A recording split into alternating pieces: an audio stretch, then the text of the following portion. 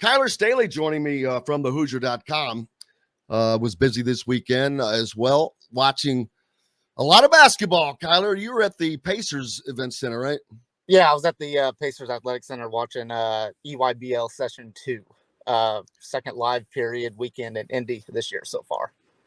I was just talking before you joined us about Trent Sisley and Jalen Harrelson, and we were talking in the break, but both those guys, I'm like, there's just no way that they're freaking freshmen and they're going to be sophomores. But I'm like, dude, I remember when I was a sophomore. I'm like, I remember my own body. I'm like, I'm looking at these guys. I'm like going, they would have kicked my ass as a senior. They would have just, I'm like, wow. They're just, it's amazing that there's not, it's not just one, there's multiple. And they're not alone, but those two really stand out. Sisley has just got a ton of skills. Shooting the ball, he shoots it with such ease, and he's going to be such a problem as defender at the 2 spot with all that length. I'm like, a guy's never going to get a shot off as long as he can stay up with him. And then Harrelson is just so strong. He can handle the ball. He can get into the paint, rise, elevate, get a shot off. They're going to be a definite duo that Indiana is chasing. Yeah, no, they are. We said this over the break. They are so advanced for their age. Both of those are just 2 freshmen and phenoms, really. Especially with Harrelson, he's so his skill and talent. It's almost like he's been playing in high school for 4 years. Really, he's just so mature. He plays freely. He plays within himself. Just has a natural feel. And then Sisley, his big thing is that everything he does is just so explosive. He can stretch the floor. When I watched him, he didn't have the greatest outside shooting game, but I know he's capable of that. And those two are just going to get offer after offer after offer, and it's probably going to start picking up within this next week or so. Yeah, I had a talk to Trent's high school coach. He was there the other Friday night, and I was like, man, you're going to have a lot of fun over the next 3 years, aren't you? He said, yeah. He just acknowledges it. I mean, that's something that doesn't come along very often. Like you said, he is going to get offer after offer after offer. See, Brad, I think it was Brad or Chris, maybe. Yeah. Chris said that locals are saying that Sisley is being told by Duke to go to a prep school next year instead of Heritage Hills, which I don't think he's going to need that.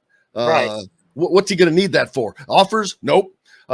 Skill? Nope. He's being pretty skilled. I mean, I don't think that, not that it wouldn't, of course, playing against that talent, it's got to make you better, I guess, at the end of the day. But I don't know how much more it's going to make a guy like that better. His skills are what they are, and he just has to continue to work on them. But, definitely would rather see him in Indiana playing high school basketball just for the fact of getting to see him play. My first time getting to watch those guys, and they were playing a team from DC. They got down, but they fought back late in the game to take the lead. They ended up losing that game, but DC was just a little too quick for them as a whole. But watching those guys, and then the other kid, doggone it, Catchings. Yes, Ken Catchings. Can't say his name. Yeah. Kind of wiry kid. You see raw talent on him, but now he looks like a freshman or a sophomore. He normal. He looks completely normal, but he's got a lot of talent. You can see that he's going to be wiry, but those are the other two really stand out. Yeah. With Catchings, it's just kind of he's improving. He's got a lot of upside and a lot of length. Not really a guy that can go one-on-one with a defender right now. He's more of a catch and shoot type right now, which he's got a very capable outside shot, high vertical. And when I watched him, very impressed with his rebounding. And I think that high vertical and those long, strong legs really help with that. But he's going to be a guy to watch out for. I know Indiana has got some interest in him right now. Only time will tell if they officially offer him or not. It kind of reminds me of daggone it. And now I've lost who it was that he reminds me of. So I got too many things going on in my head. You were up, though, watching a lot of other guys where a lot of coaches were watching as well. Yes. Oh, yeah. So the Pacers Athletic Center was pretty much full with every Division I of high major coaches you can think of, head coaches. The main guys I was watching over there was Liam McNeeley of the 2024. IU just offered him. Arlandis Page, watched him 2023. Brady Dunlap. There's no offer with him yet. He's a 2023 shooting guard, but Indiana's starting to pick up interest in him. And of course, the main guy that all the Indiana fans have kind of focused on was KJ Evans. So I got to watch all those guys. KJ Evans would be a third teammate from Montverde Academy, and I just think that in and of itself may make it difficult. Mhm. But I don't know that. NIL's changed everything. I don't know that a lot of that other stuff will matter now all the time. So, but I don't know that where Indiana sits in that realm. Yeah, so it's not looking too well. I think from the people I've talked to and just what I'm hearing, it's more Oregon. That's probably where he's going to lean. But I was able to talk to him on Saturday after one of his games just to kind of get an official visit date set up with him, and he told me it was in June he was looking for. I also asked him about his thoughts on Malik and Jalen going there and everything. He thinks that's one of the coolest things and everything. He's like, they're both just tremendous players and stuff. So I know right around June, I think that's when, players start kind of filtering in the summer, moving in and everything. So I would assume Jalen and Malik will be there for his visit, but not entirely sure much more after that.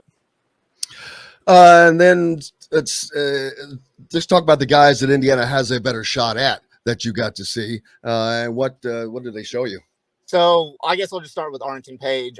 He's a 3-star power forward right now, but his stock is just rising and rising and rising. I would say probably other than KJ, when I watched a few of Page's games. There was a lot more Division I coaches there than any other game going on at that point for him. He's just a really powerful low post presence. Can stretch the floor a little bit, so he's that kind of hybrid power forward that Mike Woodson's looking at. When I was watching him the first time, Woodson, Kenya Hunter, Yasir Roseman, and Xavier Johnson were all there watching him. Wow, they're not Xavier Johnson. Yes. That's a little unusual for a player to be with coaches, especially an out-of-state player. Yes. It's more common where like you will see like Trace Jackson Davis, Anthony Leal, like you'll go see those guys watch some in-state prospects. So like, don't be surprised to see some IU fans go and watch Jalen Harrelson or Trent Sisley or something like that. But yeah, it's more of a, I don't know if you read too much into it with Xavier Johnson being there or not. It could just be, he was just there just to kind of help out. But I could see it being a lot of things. It could be just getting him back out in public. Yep. Showing people that he is a part of the program. He's not going anywhere. He's here. So get over, it'll be dealt with. Yep. And I think that kind of closes the, the talk of him not being on the team next year. When I saw that, I instantly tweeted it out, put on our forum threads. I was like, I think that pretty much closes all that discussion. He is here for the long run. So, but yeah, back to Page. No, he was just, he's a presence. I was so impressed with him. And then the other guy that I watched that Indiana's starting to really recruit hard is 2024's Liam McNeeley. Dude is just, I saw him play. Yeah. I saw him play a little bit. So tough, plays at his own pace. Like he's not going to let the defense, make him feel uncomfortable or anything. And what really stood out to me was that he wants to get to the free throw line. That is his game. He can shoot the ball from the outside, but if he's got an open lane, he will play through contact if he has to, and he will get to the free throw line. I think the games that I watched, or the game that I watched of his, most of his points came from the free throw line. Just tough, aggressive, anything that he does. I don't know where Indiana stands with him right now. It's going to be awfully difficult to get him out of Texas, let me tell you, because when I was there, guess who was sitting? The only coaches sitting on the end line watching him. I can take two guesses. I bet you the second one doesn't count. I'm going to go with was Chris Beard there? Oh no, he was there on Sunday, but that was my first guess. Oh, okay. Well, I thought you would have gone with another. I'll give you your second guess. Texas Tech. guy. Ooh, 0 for 2, baby. Dang. Who was it then? Baylor. Baylor. Ooh, yeah, Drew. I didn't even think about that. Yeah. Drew and 2 assistants sitting right there under the basket, watching him. And yeah, he just, now that dude looks like a college freshman. Yes. I was just talking about Trent Sisley. He makes Trent Sisley look like a freshman. Now, if you put those guys next to each other, Liam is a little more filled out, but he's probably an inch taller as well. But yeah, he looks, man, you'd love to have him out on a wing somewhere. He's a guy that can shoot the ball, can handle the ball, and like you said, he does not only is he does not avoid contact, he draws fouls, which is great because that's going to put more pressure on the defense across the board. So yeah, but I don't see him coming out of Texas. Yeah. I see zero. I'm gonna give Indiana like a 1% chance of landing him. Yep, that's probably good. Really, the guy that I think that they have an absolute great shot at is Page. I believe it's going to be down to Alabama and Indiana when it's all said and done, where he goes. But Page is that power forward. I don't think he's as skilled as Malik Renew, but like you can compare him. He's just that hybrid forward that can stretch the floor a little bit, but he's just a massive post presence. And those guys generally get better. But the bigger guys, it takes them a little longer to get better. Slower moving, bigger. It's just like trying to move a bigger machine, man. It just takes them a little longer to get their footwork down and all of that to translate to college. But they should be in fine shape. Anybody else that stood out? A couple other guys, a couple of shooters that Indiana's got some interest in. One is Brady Dunlap, Vegas Elite. West Coast guy. I don't know if Indiana's going to offer him or not. I was able to talk to him. He said he's going to set up his visits in the fall. So if Indiana does, offer him, Indiana's probably going to get an official visit out of him. He's a shooter, works off the ball, mostly sees the floor very well. And then the other guy I saw was another local person, was Sam Orm from Carmel. Really, I'm a big fan of him. Big fan of his game. Long and lanky. Can shoot the lights out of the ball. When I was able to watch him in Indy, is he quick enough? He's got some slow feet. I will say that, but he's really good about getting to the right spots to be able to get his shot off. When I was able to watch him, Kenya Hunter was taking a look at him. So I know I've watched him in the past, this past high school season when I was watching him. I think they were playing Lawrence North. Maybe Yasir Roseman was there to watch him and CJ Gunn. But it'll be interesting to see if Indiana offers him or not. He's got a bunch of mid-major offers. And I think he's got actually a Northwestern offer as well. So big fan of him. Definitely shoot the ball, tall. He's added some much needed weight and strength. So that was probably all the IU guys that I saw this weekend. I did see an offer out to Dylan Harper. You know anything about him? No, not yet. I do know that he is the younger brother of Ron Harper from Rutgers, and he's like 6'7", really tall guard. But I think that's more of that positionless game that Woodson's trying to bring in and everything like that. So not too much of him. There was another guy there that was Elijah Crawford. Wasn't able to really watch him. I know Keegan and Trevor, and I think Alec was maybe able to take a look at him. Just saw like maybe just a little bit of him. He's short, stocky, not really a true lead guard, but more of a guy that's going to try to get his points first before he facilitates. So, but no, it was just a lot of prospects out there this weekend in the EYBL circuit. Yeah, and I go back to the guys I saw, Sisley and Harrelson and Catchings. They still have 3 more years of being recruited, where the schools have to put in, and this has to be a real pain in the butt now, as with the transfer portal and all the switching and the NIL. You gotta put the time and energy and effort and cost into recruiting guys for 4 stinking years. Still, not everybody's going to do that, but Indiana, they have to do that to me to kind of break this cycle of not having the IU recruits, the ones that, or the Indiana recruits, the in-state recruits, the ones that you want. They're out of that.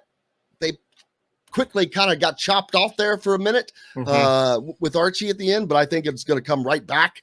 And I'm not saying it's not going to be until Sicily and those guys get here, but this is the start of that, where they're laying the groundwork with these coaches. And I know that Heritage Hills coach said he talks to Brian Walsh a lot, so he's doing a great job. And so, awesome. So Brian's out there just all over them, and I know that IU is chasing both of those guys. But 3 more years of recruiting of those guys. Yeah, no, like, I mean, especially with those two, you kind of have to offer them early because they're just so special. They're like I said earlier, they are probably the 2 best freshmen that we've seen in a long time come into the state. I do think that they will have a big shot at one of them. I tend to lean more with Harrelson down the road. Really? Yes. Wow, I would have thought the opposite. Yeah, that's just kind of my gut feeling. To me, Sicily looks more of a he looks more of a Purdue Notre Dame type of player. To me. Oh God, really? He does. I mean, but why would you go to Notre Dame? I mean, Mike Bray's a great guy, but let's be honest, they don't win jack, man. You're not gonna. There's no national deal, and then Purdue is very successful in the Big Ten, but that's it. And that's I don't know that that's a Purdue area down there. That's definitely more of an IU area, but IU has hurt itself by, let's be honest again, sucking for so long that they've lost a lot of that. Kids like Sicily, the years have gone by enough where not enough has happened where they know anything about. They know Indiana because it's Indiana, but it's stories. And that was never an issue, and it has been for quite some time. But I think with the excitement of Mike Woodson and all they've got to win. But making the tournament this year, they've got to continue to move up. I think they can land both of those guys, but they're going to have to be winning. But if they're winning, I cannot imagine. I would imagine Sicily goes to Indiana if Indiana is winning. Yep. But yeah, like I said, like you've got to build relationships with those guys.